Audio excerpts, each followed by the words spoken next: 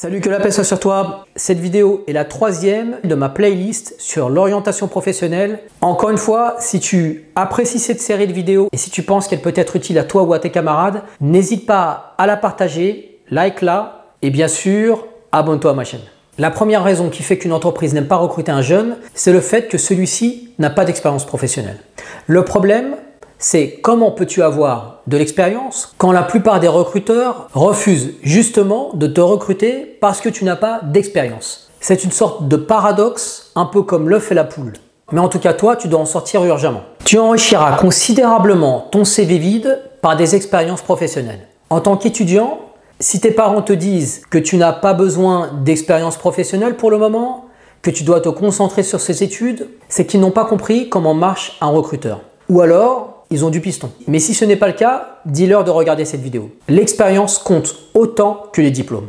J'ai vu tellement de jeunes diplômés, même avec des masters, galérer pour leur premier boulot. Ne pas savoir choisir leur stage, ne pas savoir comment pense un employeur, manquer de confiance. Comme un adolescent, sauf que ces jeunes-là avaient 22 ou 23 ans. C'est parce qu'ils n'avaient jamais travaillé, parce qu'ils n'avaient pas d'expérience, sortaient de l'université en pensant que leur bout de papier, avec le tampon de la fac, avait de la valeur.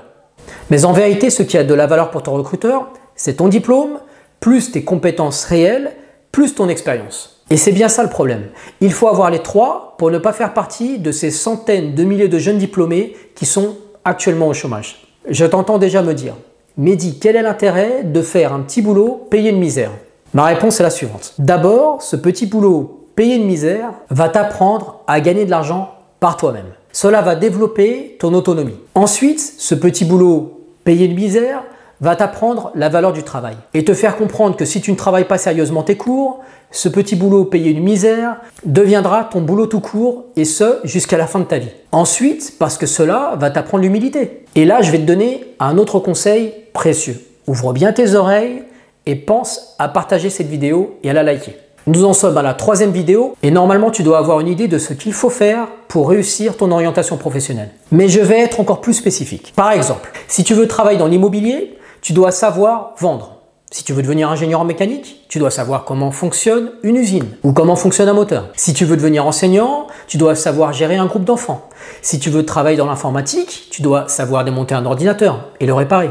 Tu dois connaître les bases de la programmation. Est-ce que tu vois où je veux en venir? Même le choix de ton stage ou ton job d'été doivent obéir à une stratégie sur le long terme. En fonction du métier ou du secteur visé, tu vas choisir les stages qui vont te permettre de développer les compétences qui te manquent. Ton patron se dira « Chouette, voilà un petit jeune, sérieux, pas cher. » Mais toi, tu te diras « Je vais travailler ici 1 an ou 2 ans et je vais me concentrer sur une compétence à acquérir. » Un job chez McDonald's peut te permettre de développer ta relation client, ta présentation, ta volonté. Si tu aimes les ordinateurs, travaille dans un magasin de réparation d'ordinateurs. Un job de vendeur d'articles de sport va te permettre de développer ton sens de l'écoute, de la vente. Un poste d'assistant d'éducation te permettra de maîtriser les rouages de l'éducation nationale, ce qui te sera très utile si tu es amené à passer les concours. Tu pourras par exemple raconter une anecdote concrète que tu as vécue avec des élèves. Comprends bien que d'ici 3 ou 4 ans, quand tu seras jeune diplômé et que tu passeras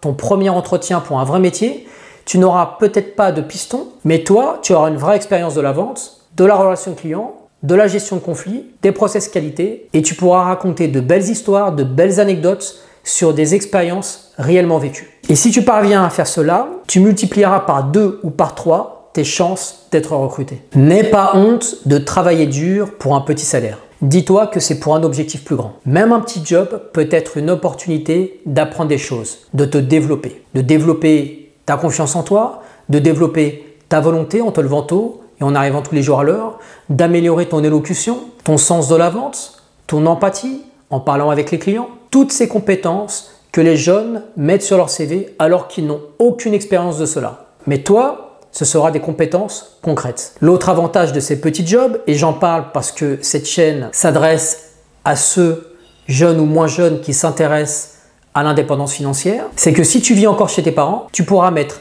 tout ton argent de côté. Et si tu as suffisamment de volonté, tu pourras, si tu parviens à mettre l'essentiel de ton salaire sur un compte en banque, t'acheter d'ici 2 ou 3 ans un studio et devenir ainsi propriétaire alors que tu n'as même pas encore commencé ta véritable carrière professionnelle? Si cette question t'intéresse, je t'invite à regarder ma vidéo sur ce sujet. Elle va s'afficher quelque part là-haut. Chaque chose que tu fais doit avoir un sens, être planifié. Tu n'as pas le droit, dans un pays où un quart des jeunes se retrouvent au chômage, de ne pas avoir de plan pour ton avenir. Le choix de l'école, le choix de tes études, le choix de ton club de sport, le choix de tes amis, le choix de tes dépenses, le choix de tes stages, le choix de ton premier job. À chaque fois, tu dois te poser la même question. Est-ce que cela va m'être utile pour mon avenir? Et c'est ce qui différencie un adolescent d'un adulte. La France dépense chaque année 150 milliards d'euros dans l'éducation nationale, c'est-à-dire plus de 7% de la richesse du pays. Et pour quel résultat? Des jeunes qui quittent l'école avec des diplômes, mais qui ne peuvent pas travailler. Imagine leur déception, leur douleur, leur sentiment d'impuissance. Et dis-toi, est-ce que j'ai envie d'être à leur place dans quelques années? La France va mal, c'est vrai. Mais dis-toi que les choses peuvent être encore pires d'ici quelques années. Actuellement, tout le monde est focalisé sur le Covid-19. Mais le chômage est une épidémie qui détruit la population et le tissu social bien plus gravement que le Covid-19. Suicide, dépression, délinquance, trafic de drogue, et j'en passe. Et cela dure depuis des années. Mais tu n'as pas le temps de penser à ça, parce que tu ne peux rien y faire. En revanche, tes choix, tes efforts pour trouver la bonne orientation, les bons stages, les bonnes entreprises, tes efforts pour t'entourer des bonnes personnes, pour t'éloigner de celles qui te maintiennent dans la médiocrité, ne dépendent que de toi. Je voudrais conclure en t'annonçant une bonne nouvelle. Si tu parviens à avoir assez de volonté pour faire les bons choix dès maintenant, tu ne seras pas en position de faiblesse quand tu sortiras de l'école. Au contraire, si ce qui se passe en France ne te plaît pas, si les médias et les politiciens te dégoûtent, si tu ne supportes plus, comme beaucoup de jeunes de banlieue, d'être considéré comme un étranger, même quand ta famille vit dans ce pays depuis 2, 3, 4 générations. Si tu n'acceptes plus qu'on te présente comme une menace intérieure, comme un envahisseur, comme un parasite, parce que tu as grandi en banlieue, ou parce que tu as le malheur de croire en Dieu. Si tu refuses de faire comme ces milliers de salariés qui sont obligés de cacher leur prénom par peur d'être discriminés au travail, si tu veux travailler en pouvant porter ton foulard ou en ayant une barbe, si tu ne supportes pas par exemple qu'on te reproche même de ne pas montrer tes parties génitales à tes camarades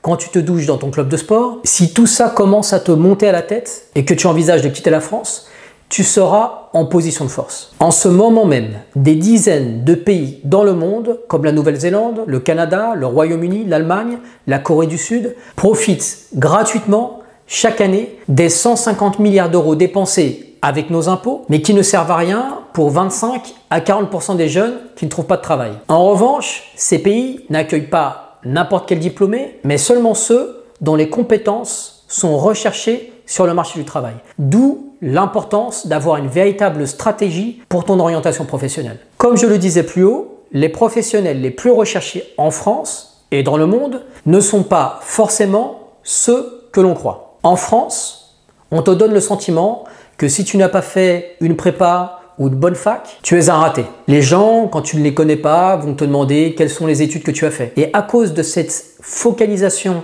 sur les études, je connais énormément de jeunes qui, lorsque l'on aborde la question des études, se sentent vexés ou complexés de ne pas avoir fait d'études universitaires par exemple. Mais il faut changer d'état d'esprit. Il faut changer de mentalité. Il faut en finir avec ce formatage intellectuel. Assume qui tu es. Assume ce que tu as fait. À partir du moment où c'est un choix, même si tu n'as pas fait de longues études, je voudrais te dire une chose.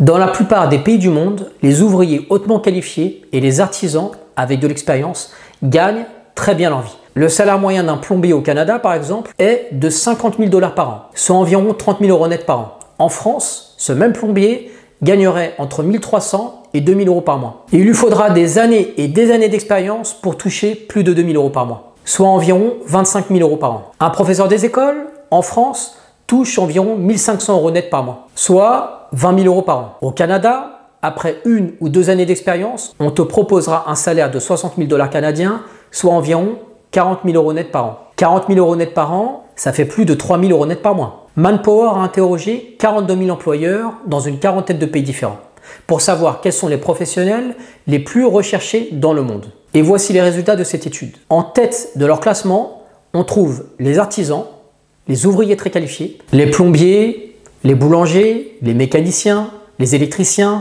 les plombiers chauffagistes.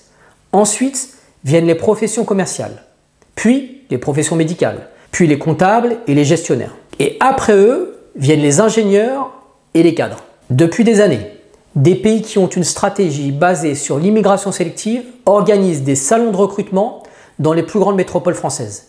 Durant ces événements, on peut offrir une promesse d'embauche et un visa parfois le jour même. Ce que j'essaye de te dire, c'est que pendant que la France stagne et discrimine une large partie de sa population à cause de sa religion ou de sa couleur de peau, le monde, lui, est en train d'évoluer. Des pays avec des dirigeants plus malins que les nôtres profitent de la stupidité ou de l'incompétence de ceux qui dirigent ce pays. Ils accueillent à bras ouverts de jeunes diplômés déçus ou qui se sentent méprisés dans leur pays de naissance et ils peuvent ainsi bénéficier du savoir-faire de ces individus sans avoir à dépenser le moindre centime pour leur éducation. Sachant qu'en France, le coût moyen de l'éducation est de 9 000 à 12 000 euros par an et par élève, soit environ 200 000 euros pour une scolarité complète. C'est une véritable hémorragie.